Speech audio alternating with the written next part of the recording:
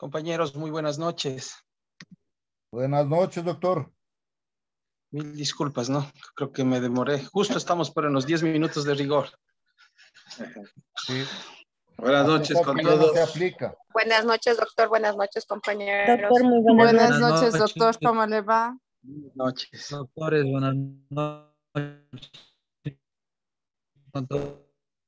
No sé si tenemos buen retorno. Sí tenemos buen... ¿Sí me escuchan, por favor? Sí, Perfecto. Sí, doctor, fuerte y claro. Sí. Muy bien, se escucha muy bien. Conforme era de conocimiento de todos ustedes, estábamos nosotros revisando el tema respecto a los alegatos de apertura. Y efectivamente se terminó esta situación, ¿no? De revisar brevemente. Y el día de hoy que justo terminé una audiencia por uso de documento falso, privado falso, vino a la mente y como alguno de los doctores me decía, siempre existen particularidades especiales que se presentan en los juicios. Y hoy día tengo la convicción aférrima de que un punto que se tiene que tener fuerte y sólido es el tema de las objeciones. Por esa razón, el día de hoy vamos a concentrarnos básicamente en, en esto, ¿no? En las objeciones dentro del juicio, porque justo estábamos también en el tema de evacuación de prueba. Bajo esta concepción, tengo un material que también quisiera compartirles. Concluida la exposición, voy a pasar al grupo con la finalidad de que ustedes también puedan tener esta ayuda a memoria, que es bastante importante. Esto se ha logrado hacer a lo largo del desarrollo de las audiencias en las que vamos participando. Y nosotros podemos establecer básicamente un elemento fundamental en cuanto a las objeciones. Incluso se puede fijar o determinar una definición, manifestando pues que es un procedimiento utilizado para objetar un comportamiento indebido durante el juicio. Eso prácticamente vienen a ser las objeciones. Es importante establecer que las mismas se recogen en el artículo 568 del Código Orgánico Integral Penal, en el numeral 4. Tenemos claramente cuáles son las objeciones que se reconocen en el Código Orgánico Integral Penal, pero que de igual manera pueden ser concebidas de una manera general. Existe también un fundamento jurídico. Este fundamento jurídico básicamente de las objeciones establece que se establecen o se deben plantear como manifestaciones del derecho de contradicción, fundamentado o dirigido a evitar el ingreso al debate oral de pruebas ilegales, inconducentes, superfluas y repetitivas, a enfrentar la prueba buscando minimizar su impacto demostrativo y a evitar comportamientos indebidos en el debate oral. Pueden afectar principios de buena fe, lealtad, eficiencia, eficacia y presunción. Aquí nosotros debemos, dentro de este fundamento jurídico, establecer una concepción que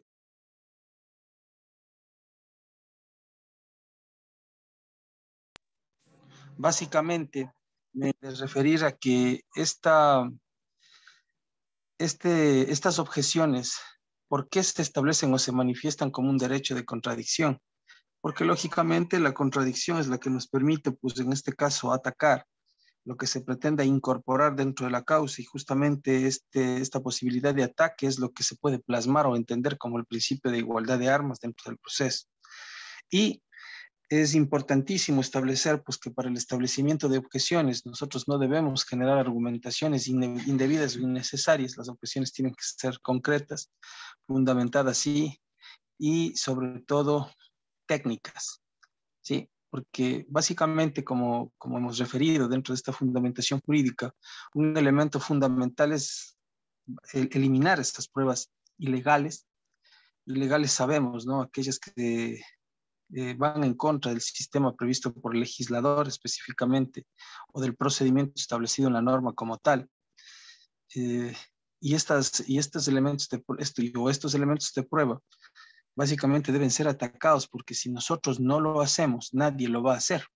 Esto es importante determinar, y por esa razón es que estas objeciones deben cumplir necesariamente ciertos requisitos para que se pueda efectivizar este derecho subjetivo que nosotros tenemos y que debemos reclamarlo de manera oral y de manera adecuada. Digo subjetivo porque objetivamente se encuentran previstas las objeciones Pero lógicamente si nosotros no objetamos, estamos permitiendo que esta información sea incorporada, información que a la larga, en una gran magnitud y de ser ilegal, puede afectar definitivamente la tesis que nosotros planteamos. Bajo estos lineamientos hemos hecho referencia a que deben cumplirse ciertos requisitos en las objeciones, como por ejemplo oportunidad. Debe hacerse tan pronto surja la situación. Por esa razón, es importante que cuando el juez establezca, en este caso, la dirección de la audiencia, se deba tomar muy en cuenta que el juez prevenga al testigo, en este caso, de que no conteste hasta que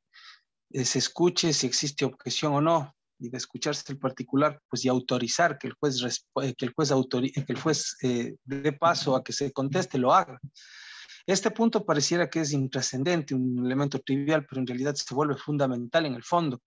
¿Por qué razón? Porque muchas de las ocasiones nosotros objetamos, pero de una manera tardía, y como el juez no ha establecido los lineamientos ni le aclara al testigo la forma de actuar, de entender que ser testigo no es una profesión, sino son circunstancias de la vida que nos ubican en muchos lugares, en lugares poco adecuados, que muchas veces nos lleva a tener que participar en un juicio. Entonces, como el abogado, como el testigo no es un experto, nosotros como abogados litigantes sí tenemos que verificar que el juez aclare esta situación al testigo con la finalidad de que él se evite contestar circunstancias que a nosotros no nos convengan, y lógicamente vamos a tratar de evitar que esa información se introduzca a través de las objeciones. En tal virtud, debe ser, como se dice, oportuna la objeción, por cuanto si ocurre algún tipo de demora, se torna pues esta en extemporánea. De igual manera debe ser específica. Al hacer la objeción se debe señalar específicamente qué es lo que se objeta, pero de una manera concreta. No debemos generar un desarrollo extensivo respecto a la objeción, sino simplemente debe ser algo concreto, puntual y técnico. De igual manera debe tener un argumento correcto. Para que proceda debe fundamentarse de acuerdo al derecho probatorio procesal penal aplicable. Por esa razón nosotros debemos tener básicamente concebido, tener claras cuáles son las objeciones o los tipos de objeciones, y por esa razón también pasa a ser de relevancia en este caso analizar este tipo de objeciones, ¿no? Como por ejemplo, tenemos una de las objeciones que más se ocupa dentro de un juicio, es la argumentación, la argumentativa objeción, porque la pregunta es argumentativa. Entonces, pero cuando nosotros decimos es argumentativa, ¿a qué nos estamos refiriendo? Aquella pregunta se genera donde la parte, luego de formular la objeción, la argumenta sin que nadie le haya solicitado. Eso es importantísimo recordar, ¿no? Estos son los tipos de objeciones. Tiene que ser continua, se utiliza cuando, a pesar de haber sido esta denegada, continúa sucediendo el hecho que se objeta. Para evitar seguir objetando continuamente y evitar interrupciones, se le indica al juez que se entienda por objetada toda la línea del interrogatorio, es decir, todo aquello que vaya relacionado con el mismo tema que ya fue calificado dentro de la objeción. Tiene que pedirse al juez que se observe, por cuanto va a ser una concatenación de objeciones que en este caso va a resultar hasta incómodo para la sustanciación en sí del proceso como tal. De igual manera debe ser estratégica, es decir, utilizada por las partes con el sentido de interrumpir y darle descanso al testigo cuando está siendo afectado por el contrainterrogatorio de la parte adversa. Esa es una estrategia también que es importantísimo generarlo. Estas se establecen como los tipos de objeciones, y de igual tenemos también las clases de objeciones. Estas clases de objeciones, pues lógicamente hemos de entender que dentro del interrogatorio y contrainterrogatorio se objetan preguntas que son formuladas indebidamente o tienden a distorsionar el sentido de la prueba. Esto es lo que básicamente se objeta. Algunas preguntas objetables son las preguntas capciosas. Estas preguntas capciosas son aquellas que utilizan artificio o engaño para sacar provecho del testigo. Un ejemplo de una pregunta capciosa, por ejemplo, si me preguntan la señora Rosa López, cuando Marco, señora Rosa, por ejemplo, ¿cuándo Marco Díaz hurtó el DVD? Esta es una pregunta capciosa,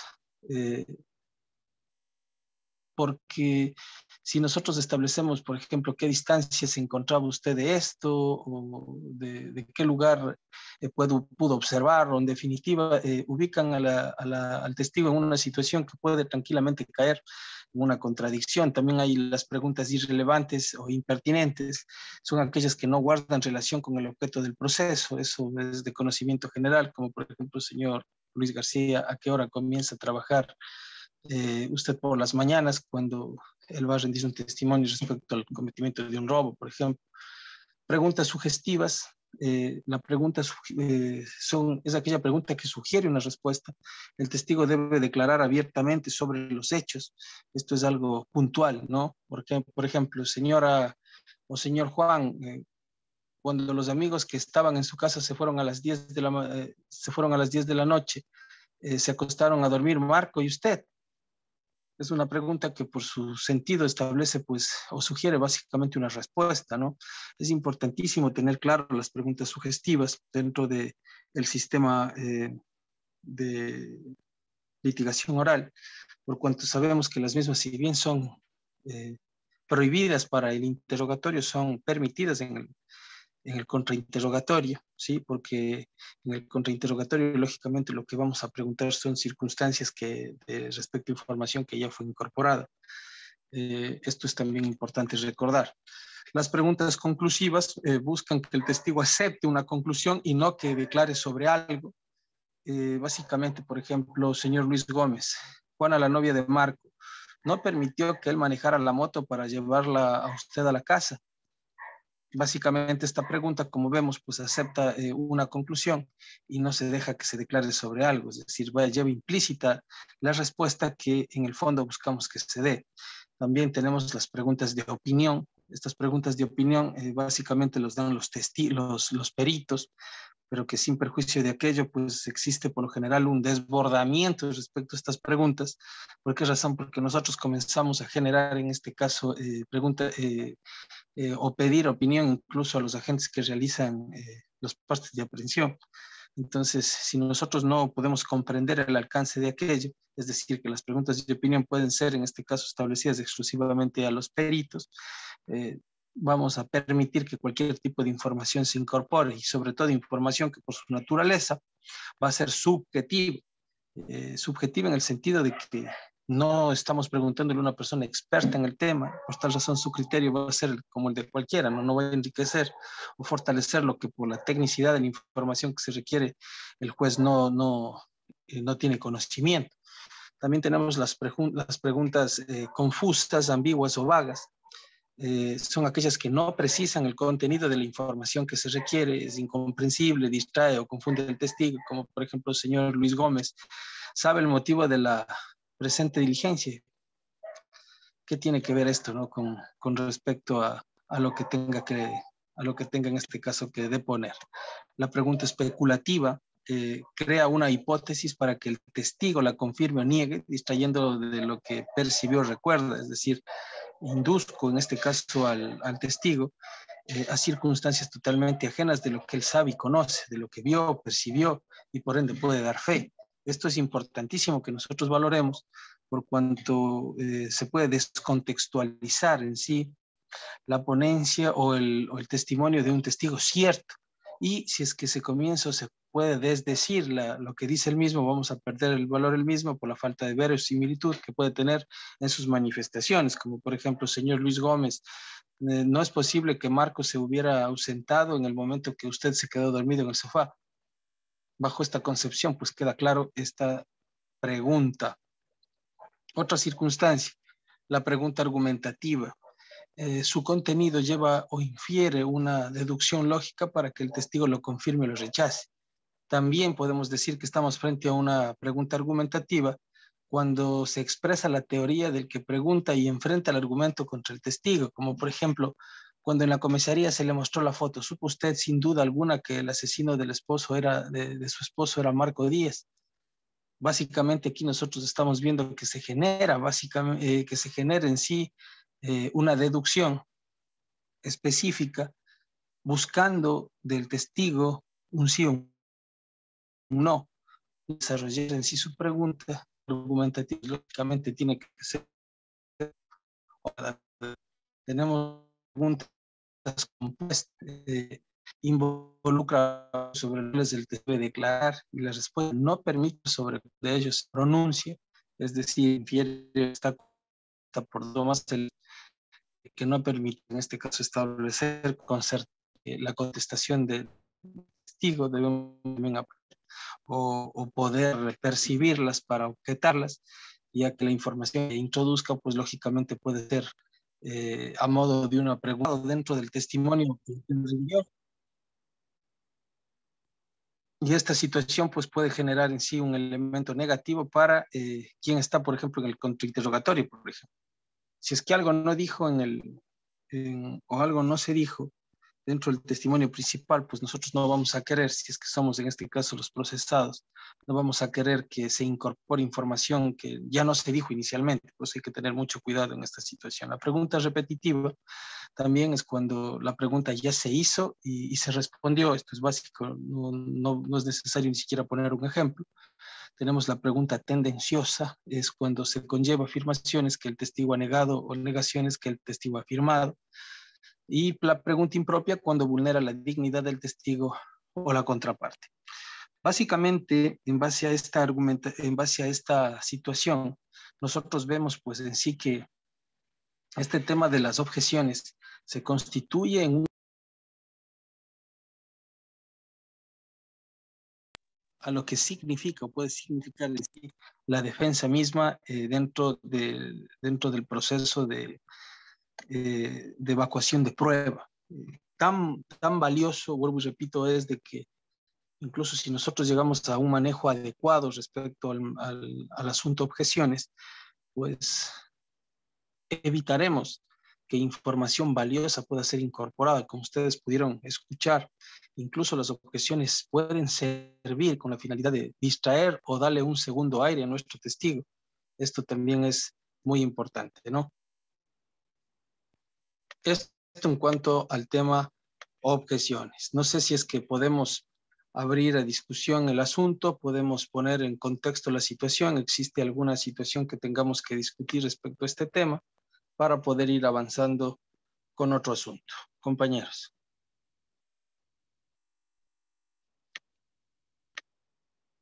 Doctor,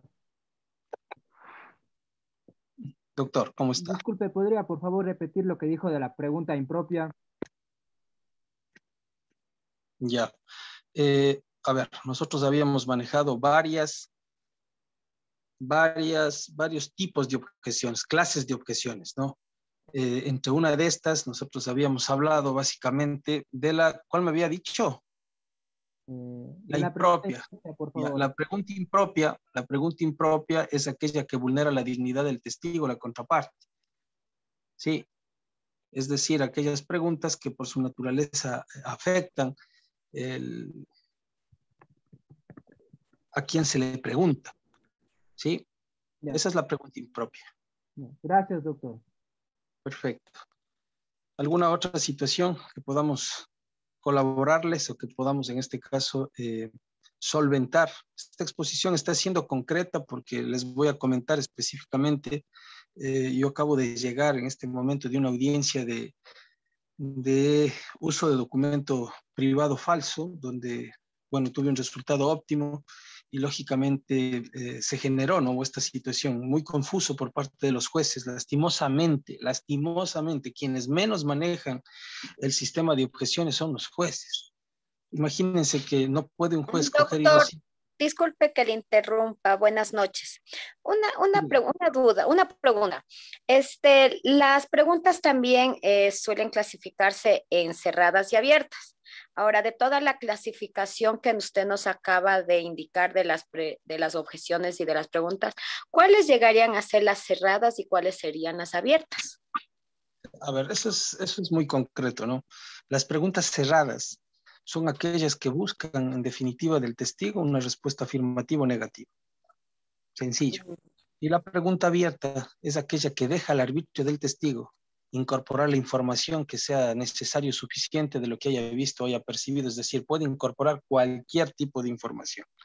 Un ejemplo de esta pregunta abierta. Después de que usted hace el interrogatorio introductorio, puede coger y decir, muy bien, relátenos entonces, ¿qué pudo percibir el día que nos indica? Es una pregunta en la que usted puede o le faculta al perito, al testigo generar toda la información que considere. En cambio, la pregunta cerrada, básicamente es una pregunta. ¿Y usted pudo verificar el particular que nos indica, sí o no? Entonces, sí, no, y nada más. O sea, no puede o no le da lugar a ningún tipo de incorporación, a que incorpore ningún otro tipo de información. Siempre se dice que las preguntas cerradas deben ser manejadas en el contrainterrogatorio. En el contrainterrogatorio debe ser manejado exclusivamente con preguntas cerradas. ¿Por qué razón? Porque nosotros controlamos de esta manera lo que el testigo o perito tiene que decir, ¿sí? Controlamos. Ya. Y de Entonces, hecho, solo permítame una parte más. Y de hecho, a nosotros no nos conviene bajo ningún concepto que si algo no se dijo por parte de quien oferta al testigo, yo no voy a complementar, pues. claro. Yo no voy a Correcto. complementar. Por eso se utiliza el contrainterrogatorio. Es muy delicado el contrainterrogatorio. Si usted ve que no se incorporó información valiosa, no lo haga, no lo utilice. No, ya. En tal caso, si la contraparte me hace una preguntas abiertas, sí puedo objetar, ¿verdad? Según el tipo de pregunta abierta que me la haga. Porque como usted mismo me dice, Sí, como usted mismo dice, la pregunta abierta le da al testigo la capacidad de que puede dar toda clase de información en la cual puede estar perjudicando. pero no, usted no puede objetar, porque quien ofrece al testigo, pues lógicamente va a utilizar preguntas abiertas, porque quiero que diga todo. Una pregunta abierta no puede ser objetada. Lo que sí puede ser objetada, por ejemplo, una pregunta argumentativa, una pregunta capciosa, una pregunta sugestiva, pero una pregunta abierta no. Oh, ya. Listo, doctor. Muchas gracias. Perfecto. Buenas noches, doctor. Buenas noches, doctor. Perdón que le interrumpa, pero realmente yo quisiera que me indique bien, porque no le entendí, sobre la pregunta argumentativa y un ejemplo, por favor. Perfecto. Pregunta argumentativa. La pregunta argumentativa es aquella... A ver, permítame un segundo, porque tengo un material, como les dije, que voy a compartirles, ¿no? La pregunta argumentativa es aquella que conlleva una inferencia o una deducción lógica. Esa es la pregunta argumentativa para que el testigo la confirme o la rechace. Específicamente, se había puesto un ejemplo, ¿no? Por ejemplo, señora Rosa López, cuando en la comisaría se le mostró la foto, ¿supo usted sin duda alguna que el asesino de su esposo era Marco Díaz? Esa es una pregunta argumentativa. Ya infiere una deducción para inducir, o en este caso llevar a que el testigo la afirme o la niegue, nada más. Es una especie de pregunta cerrada, pero que conlleva en sí un argumento o una deducción específica de lo que yo quiero que usted diga y que simplemente lo afirme o lo niegue, no tenga otra opción. Por esa razón es que al encasillarme en esto, si usted me afirma aquello, es decir, que lo que yo estoy diciéndole es cierto o no es cierto. Entonces esa pregunta no le puedo hacer porque prácticamente estoy induciendo a que la respuesta a que su respuesta esté condicionada. ¿Sí? Esa es la pregunta argumentativa. Gracias, doctor. Doctor, una consulta. Buenas noches. ¿Cómo está? Buenas noches, doctor. Diga. Doctor, respecto a las objeciones que estamos tratando la noche de hoy, nos dice que deben ser concretas, puntuales y técnicas. Sí. No argumentativas. A ver, debemos nosotros diferenciar básicamente los tipos de objeciones y las clases de objeciones, ¿sí? Los tipos de objeciones es argumentativa, continua, estratégica, pero dentro de los tipos, cuando digo argumentativa, yo había manifestado que son aquellas donde la parte, luego de formular la objeción, la argumenta sin que nadie le haya solicitado. Esto es dentro de los tipos de objeciones. ¿Por qué usted argumenta, por ejemplo, objeción, pregunta sugestiva? Digo que es sugestiva porque cuando está sugiriendo una respuesta, ¿quién le dijo a usted que argumente? ¿Sí?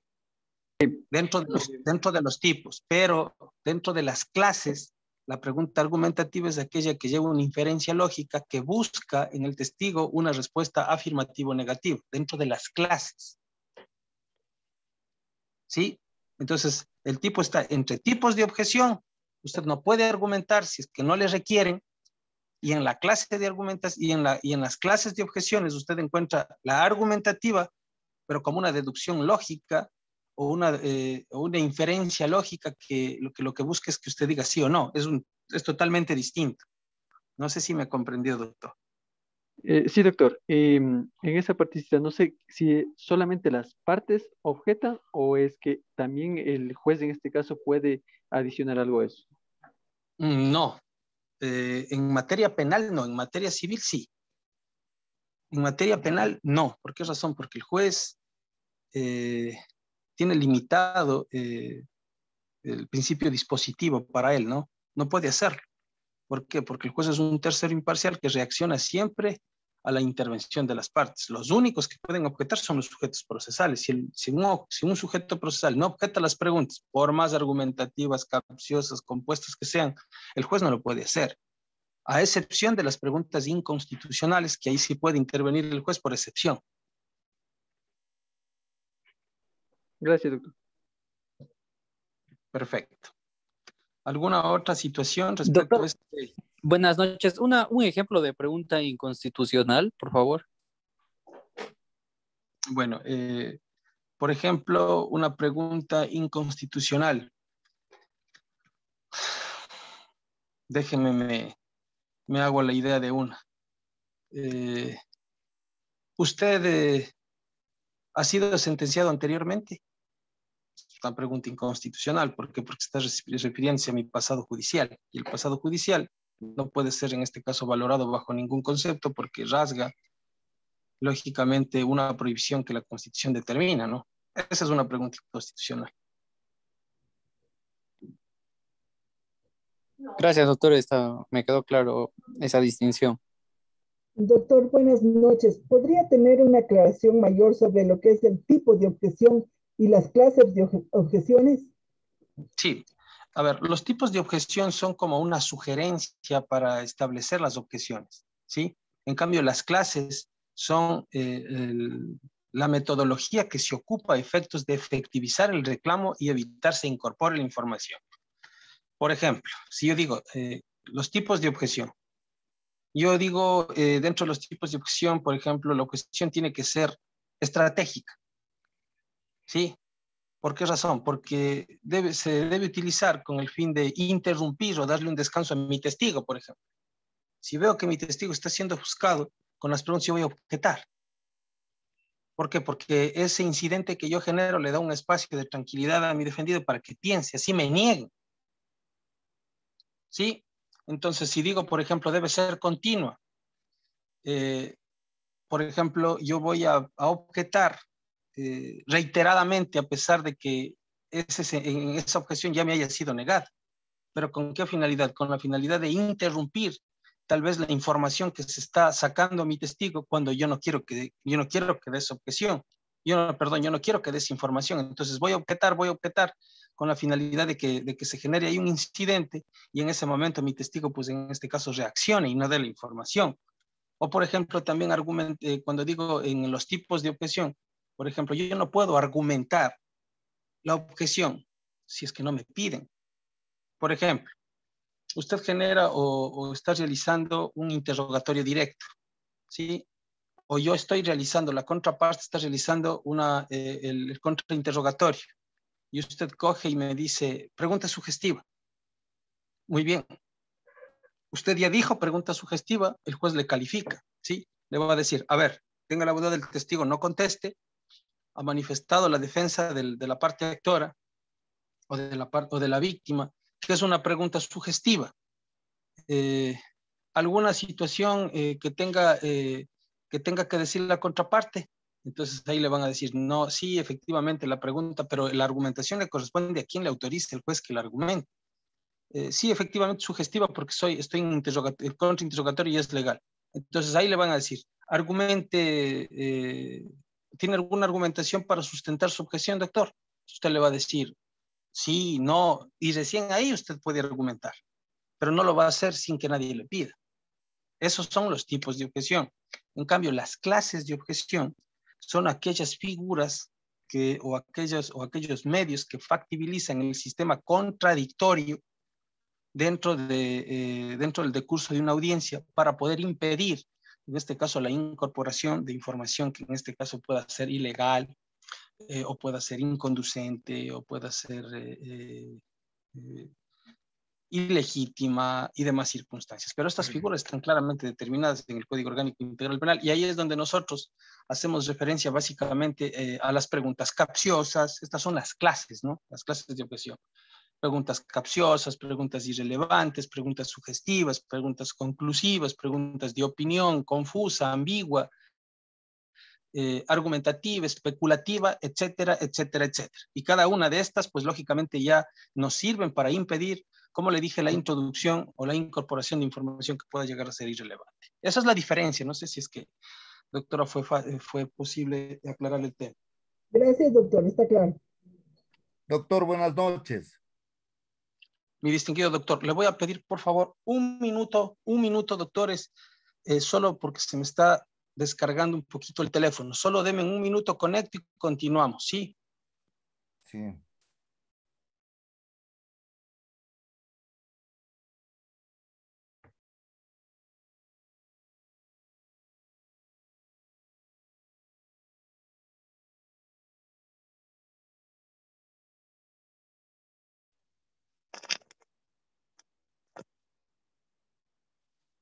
Perfecto, doctores, estamos listos.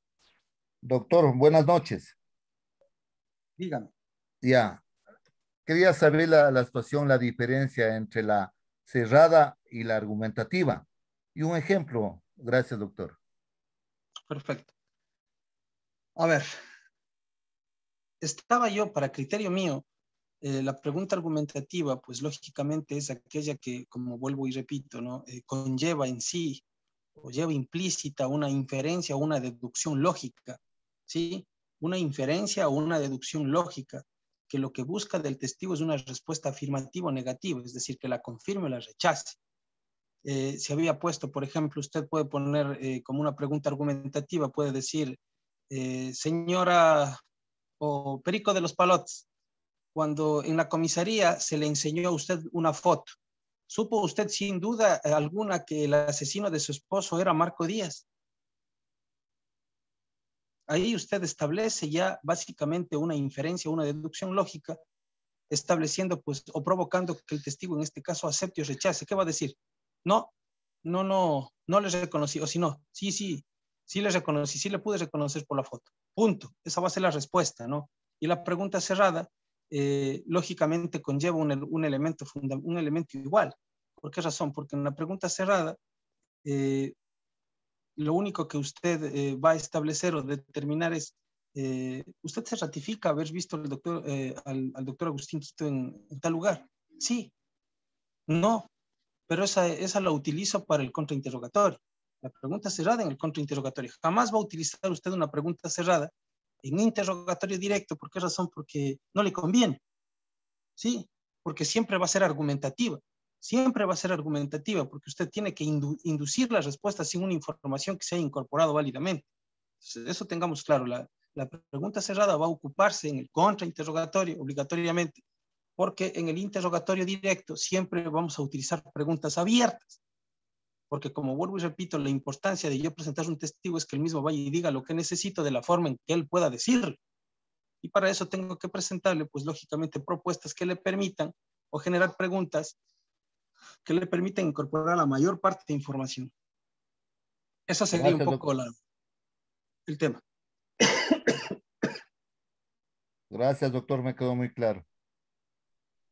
Buenas noches, doctor, si me permite. Claro, mi distinguido doctor. Bueno, muchísimas gracias.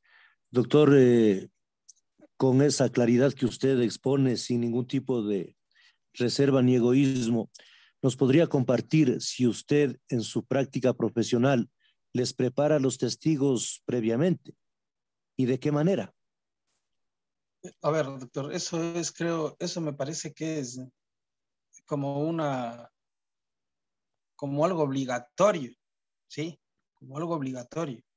¿Por qué razón? Porque si es que usted no prepara su prueba, ¿qué certeza tiene de que va a ser exitoso el juicio? Hablemos en oro. En un proceso penal, por lo general nosotros como abogados en el área penal, lo que buscamos es defender una tesis, ¿sí? Una tesis en contra de la víctima absoluta, en este caso de la fiscalía de la sociedad, que tiene un aparataje de primer nivel, es decir, es una máquina aplastadora de abogados, con todo lo que tiene. Entonces, si yo tengo testigos, tengo que prepararlos, lógicamente. Y dentro de las técnicas para intervenir en el proceso, pues lógicamente usted siempre va a ver, y en la preparación que realiza los testigos, va a ver qué testigos son fuertes y qué testigos son débiles, por su naturaleza misma, por su poder cognitivo, por su temperamento, por la situación que pueda demostrar, ¿no? dentro del juicio, porque usted sabe que por eso hay el adagio dentro del derecho, no sudes, pareces testigo falso. Hay personas que tienen temperamento débil y comienzan a ponerse nerviosos, a sudar, a titubear dentro del testimonio. Entonces usted ya preparando previamente los testigos, usted va a saber qué testigos son fuertes y qué testigos son débiles. Siempre a los débiles voy a meter primero. Y a los fuertes, es decir, aquellos que están convencidos de lo que ya se les explicó, pues son al final. ¿Por qué razón? Porque usted sabe que de entrada puede pasar cualquier cosa, pero al final la tesis debe ser sólida y ahí es donde usted mete los testigos más fuertes. Esa es una recomendación que puedo hacer a todos quienes intervienen y me ha resultado pues, en todas las audiencias. ¿Cómo les preparo? Pues cada testigo, es lógico que usted para preparar una defensa realiza un desglose específico del tipo penal. Es difícil que nosotros podamos en este caso coger y decir o tal vez darles a conocer a los testigos a los testigos nuestros de manera técnica lo que está suscitando, pero debemos llegar a aterrizar en información llana con la finalidad de que ellos nos comprendan lo que queremos que digan. Y lógicamente esta preparación nace justamente de aquello. ¿Qué información es valiosa para poder destruir la tesis que tiene la fiscalía de acuerdo a los indicios o vestigios que tenga dentro del proceso? Entonces, por lo general lo hago de esa manera, ¿no? Literalmente con una pizarra y con los testigos por lo menos unos 2 días con la finalidad de poder tener certeza en aquello. Ese en cambio es los datos o la situación que le tiene que facilitar sus clientes, porque siempre hay que recordar que un buen cliente es un excelente profesional. Eso es sin duda. Solos no podemos salir adelante con un proceso penal, eso es imposible. Eso. Doctor, sobre lo mismo, para terminar nomás, sobre lo mismo, y no voy a preguntar más. ¿Qué tal si uno de mis testigos ya preparados por mi persona, en mi despacho, detenidamente, sale con la idiotez, porque de todo hay, sale con la idiotez del momento del testimonio ante el juez y dice, me dijo el doctor García Moreno que así declarara ante usted? Me sancionan por mala fe o deslealtad procesal. Bueno, más que por mala fe o deslealtad, puede ser incluso por un tema de, si es que usted está introduciendo una información tendiente a que los jueces equivoquen su resolución o que la información sea totalmente tendiente a que las cosas cambien, incluso como fraude, ¿no? Pero si es que ahí nosotros debemos ver pues, con qué personal contamos, lógicamente, y de qué delito estamos hablando. No vamos nosotros tampoco a forjar testigos. Una cosa es prepararles, ¿sí? Es decir, hacer que la información que ellos realmente sepan, tratemos de que se encamine en el sentido de que más nos favorezca, pero forjar testigos es una cosa distinta, ¿no? Ahora, si es que cogen y dicen dentro del ámbito de la verdad y tomando en cuenta la versión como un elemento de referencia, porque la contradicción nace específicamente de lo que diga en juicio y lo que dijo en la versión, ¿no? Solo ese es el medio que no puede cambiar. No nos vamos a descontextualizar de eso. Ahora que diga el doctor García Moreno me dijo que diga o estuve ahí y me dijo esta cosa, en primer lugar usted no creo que esto pase, porque el momento en que usted está recibiendo o el testigo llegue a decir esa situación, usted va a objetar, ¿no? si es que alguien les realiza una pregunta, porque siempre, más bien de los colegas, es que a veces se refiere a esos temas. ¿Usted fue preparado previamente para venir acá? Pregunta impropia. ¿Por qué razón? Porque está en este caso cuestionando la dignidad de mi testigo. ¿En qué sentido? En el sentido de decir que es incapaz de venir por sí solo. O sea, yo tengo que venir arriando. Hay objeto y nunca va a tener una respuesta porque lógicamente no se puede preguntar eso.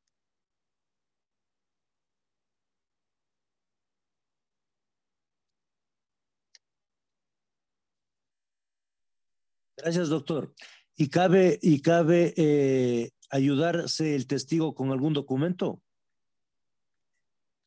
El artículo 615, numeral 4 del Código Orgánico Integral Penal, establece básicamente que es posible utilizar en juicio con efectos de recordar los peritajes, las versiones y demás elementos que sean técnicos y necesarios para evitar contradicciones. La respuesta bajo ese artículo es que sí.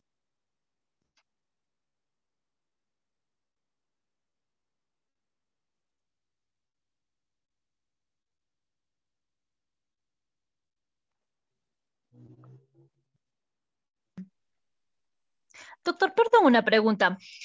De pronto, cuando el juez le dice que está mal hecha la objeción, dice, y, bueno, yo no soy experta en el área de verdad, pero dice, está mal hecha la objeción, cómo reformulo bien la pregunta? Porque de los nervios se olvida todo. Claro, por lo general suele pasar eso, ¿no? Y eso justo estaba tratando de hablar yo con ustedes. No sé si comparten el criterio, pero lastimosamente nuestros distinguidos señores jueces son los que menos manejan el tema en objeción, a tal punto que ellos cogen y dicen, no al lugar, no al lugar, pero ¿por qué? O sea, ellos sí tienen que generar una argumentación para negarme, pero solo es, no al lugar la objeción, no al lugar la objeción, o si no, al lugar la objeción, pero ¿por qué al lugar? Siempre se dice que un sistema de oralidad se fundamenta pues, en la motivación. O sea, por ejemplo, si yo digo, pregunta sugestiva, al lugar la objeción toda vez que se está sugiriendo una respuesta. Tal virtud, reformule la pregunta, doctor. Entonces, si le piden que reformule, usted puede utilizar, como yo les había manifestado, ahí sí, con el fin de dar respiro o de entorpecer un testimonio, puede utilizar usted tipos de objeciones, es decir, continuos. Un tipo de objeción continua, por ejemplo, si me dice, reformule la pregunta, le puedo volver a hacer otra pregunta sugestiva. ¿Con qué finalidad? Con la finalidad de que se me niegue y hasta eso la persona que está queriendo dar el testimonio se olvida, puede cambiar lo que dice o no recuerda específicamente lo que iba a decir. Usted entorpece el testimonio de la persona cuando esa información está siendo demasiadamente relevante. Tiene que objetar. Pero si le piden que reformule, pues lógicamente usted tiene que cambiar el sentido de la pregunta, tiene que modificarla. Y si es que se va a poner nervioso en ese sentido, haga otra pregunta en otro sentido. Tiene que lastimosamente redirigir su interrogatorio directo contra interrogatorio, porque ya no está usted en la posibilidad de, en ese momento, por ligereza mental, de generar o continuar con lo que estaba haciendo. De preferencia, tenemos que tomar un poco de aire, ¿no? Y decir, muy bien, perfecto. En primer lugar, no le pueden exigir que pregunte inmediatamente. Usted tiene su tiempo. Y en ese tiempo usted puede volver a reformular la pregunta sin ningún problema. Pero si es que usted, porque el juez le dijo, no al lugar reformule, o sino al lugar la objeción reformule, y usted se pone nerviosa, usted mismo es la barrera que tiene contra sí mismo. Y ahí sí estamos fregados. Tiene tiempo para reformular la pregunta. Ya, gracias, doctor.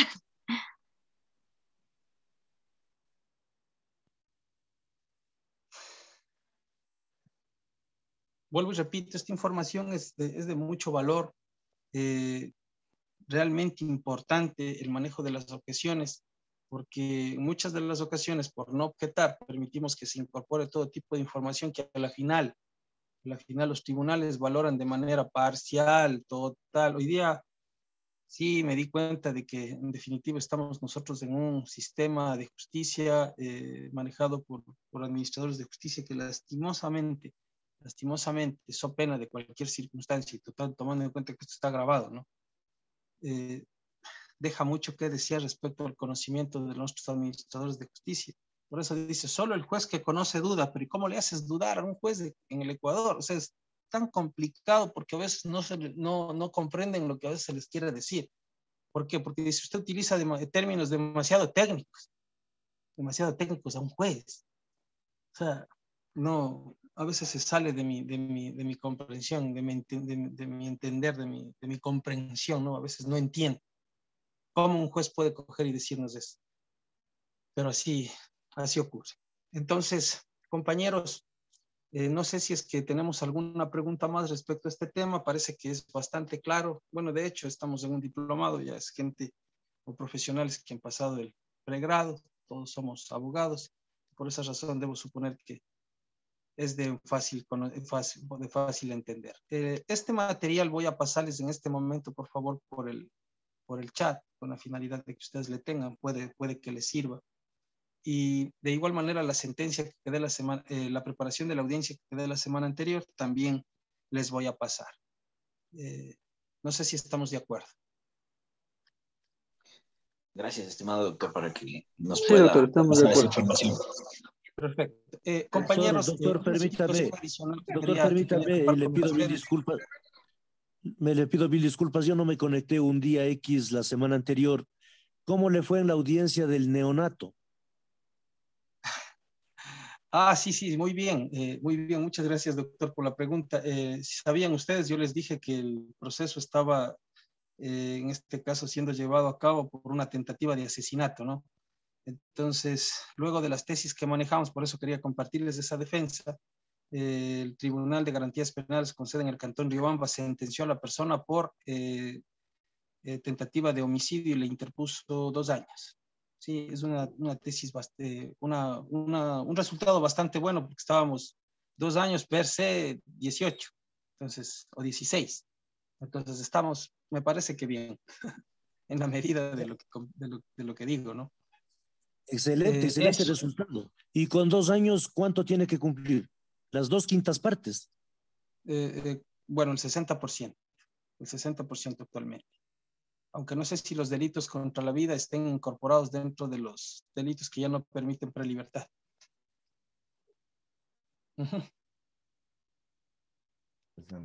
Eso, mis doctores. Quería contextualizar un asunto. Yo había compartido con la gerencia de la empresa porque había trasladado la preocupación de ustedes respecto a las prácticas de las audiencias que tenemos que llevar a cabo, ¿no? Ustedes saben que esta semana más tenemos de curso y prácticamente el tiempo penece y tenemos que llevar a cabo las prácticas. En virtud de aquello, como ustedes saben, han intervenido dentro de estas ponencias un fiscal, un criminólogo y mi persona, ¿no? En virtud de aquello estamos viendo la posibilidad, una de las doctoras de acá también me decía que era bastante complicado tratar de coincidir todos en un lugar y de ahí comenzar a hacer las prácticas, incluso didácticamente es imposible también por este medio. En razón de aquello, pues las prácticas, no sé si es que las audiencias las vamos a hacer los profesionales que en este caso estamos impartiendo este diplomado y referenciado para ustedes mediante como una clase, ¿no? Entonces, eso por favor vayamos pensando mañana. Si alguien tiene alguna idea óptima, podemos acogerla, estamos dispuestos a poder acomodarnos de acuerdo a lo que ustedes puedan sugerir, pedido que sea así. Entonces, hay esa apertura por parte de la gerencia y les dejo por favor de elección, mis distinguidos doctores, a ver si es que realizamos conforme estamos pensando o aplicamos alguna otra técnica. No se olviden siempre, desde que comencé estas clases he dicho que estamos en una técnica docente de aula invertida, en virtud de aquello la participación siempre es importante y por esa razón siempre prácticamente les esfuerzo para que me estén preguntando y podamos discernir un poco más los temas que pongo en consideración. Esto, mis distinguidos doctores, el día de hoy. Una preguntita, mi doctor.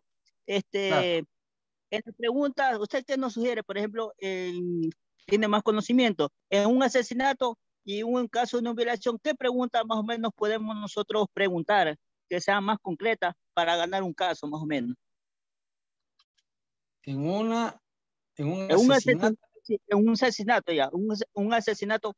¿Qué tipo de preguntas nos sugieres principalmente preguntar? ¿Las gaseosas o cuáles son las preguntas que más concreto sería para preguntar en un asesinato y en un caso de violación. Perfecto. Si es que usted está como defensor de la víctima, siempre va a utilizar preguntas abiertas, ¿no? Siempre preguntas abiertas. ¿Por qué razón? Porque usted va a necesitar que se detalle con lujo de circunstancias el cometimiento del hecho. Si es que usted es abogado del procesado, va a tener mucho cuidado en la forma de preguntar y básicamente le sugiero que interponga o intervenga con preguntas cerradas, es decir, únicamente buscando un sí o un no, controlando la información que usted va a incorporar dentro del juicio. Eso es lo que básicamente le podría decir en términos generales.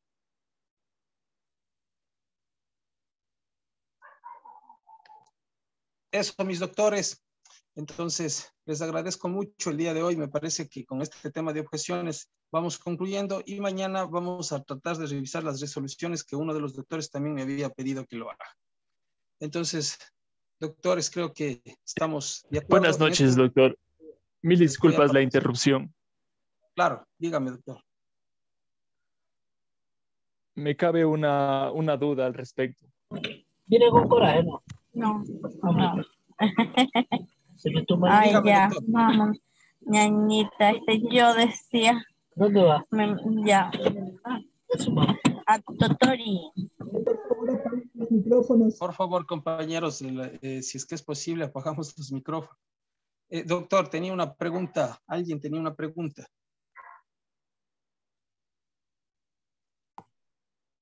Ya se olvidó. Se olvidó. Listo, doctor, buenas noches. Doctor Quito, buenas noches. Quería hacer una preguntita.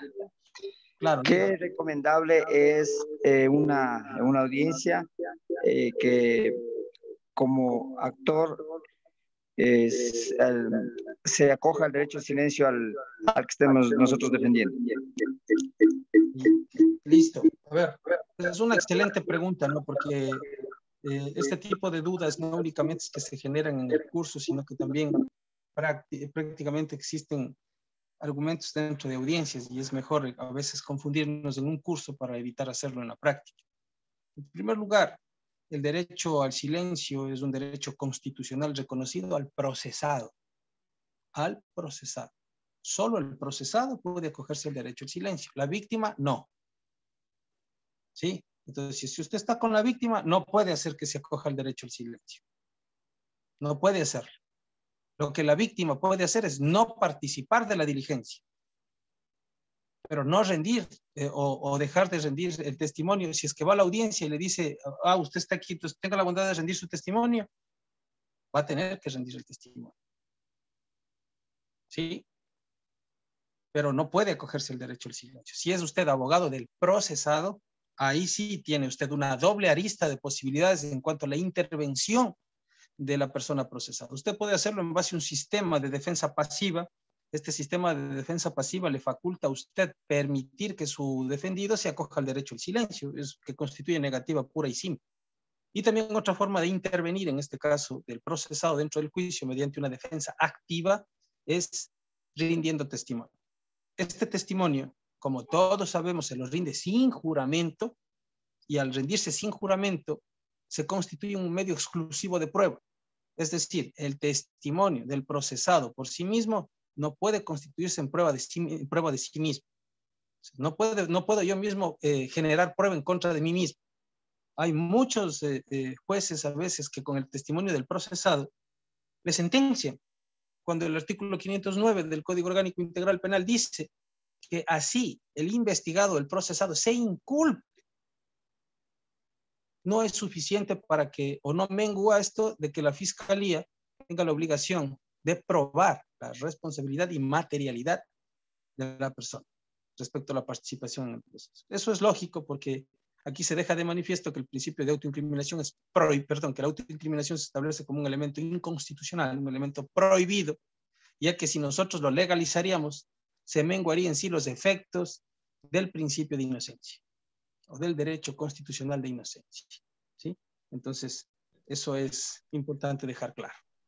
Doctor, por ejemplo, y en un caso práctico que tuvimos, por ejemplo, en este caso el procesado rinde su versión, pero la otra, por parte de, bueno, esto fue en un proceso, una querella, quiso rendir ella rindió su testimonio y la otra parte quiso contra interrogatorio, pero ella se acogió al derecho al silencio. O sea, puede suceder eso y el juez no intervino en nada. O sea, ella dijo de acuerdo a lo que ella quería en su versión y al momento que le iban a hacer las contrainterrogatorio, dijo, me acojo al derecho al silencio y no respondió. No sé si usted cómo lo ve eso Eso en es la práctica. terrible, eso acarrea una nulidad insubsanable en vista de que se genere indefensión. Puede ser que el testimonio de ella haya sido tan contundente en lo que ella dijo y no quiso responder, que después me perjudique. Lógico. ¿Cómo va a cogerse el derecho al silencio si eso es de una figura no permitida? En virtud de aquello, yo tenía que preguntarle y ella tenía que responder, o el abogado objetar. Hay una violación al debido proceso, una garantía del derecho a la defensa. Indiscutible. En este caso, el abogado no objetó nada y simplemente se quedó callado. Por Pero yo eso creo es que que le digo, distinguido director. era por Por eso parte es que del digo. juez, creo que tenía que ahí un poco dirigir, en ese caso, la audiencia. Claro, pues porque el juez debió haber dicho, a ver, tenga la bondad, mi distinguida señora, usted está aquí como testigo, se está convirtiendo en un testigo hostil. Usted tiene que responder las preguntas, usted no es procesado. Y como no es procesado, no se puede coger el derecho al silencio. Es prohibido. Tenga la bondad de contestar. Es un juez garantista. No, en este caso, el procesado. El procesado, lógicamente, si es que es procesado y se acogió el derecho al silencio, vale. O sea, ahí no hubo ningún inconveniente. Él pudo dar su versión y si le quisieron preguntar, él se acogió el derecho al silencio y es válido procesalmente. Ya no puede, porque el derecho al silencio no es relativo, es absoluto. Esa era más o menos la duda y en la práctica sucedió, que le pongo conocimiento igual de los compañeros. Sí, no, está bien. Y de hecho es una garantía.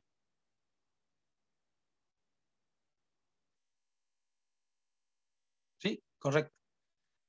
Listo, compañeros. Un gusto. Mañana nos estamos encontrando nuevamente creo que ya en una de las últimas clases, ¿no? Piensen, por favor, en lo que les he pedido y que tengan una muy buena noche. Buenas noches, doctor. Muchas gracias, doctor. Hasta mañana. Buenas noches, doctor. Buenas noches, doctor. Gracias, Hasta mañana, doctor. compañeros. Hasta mañana. Gracias. Pase bien. Buenas Hasta noches, mañana. compañeros. Mañana, compañeros. Buenas noches, doctor. Hasta mañana, compañeros.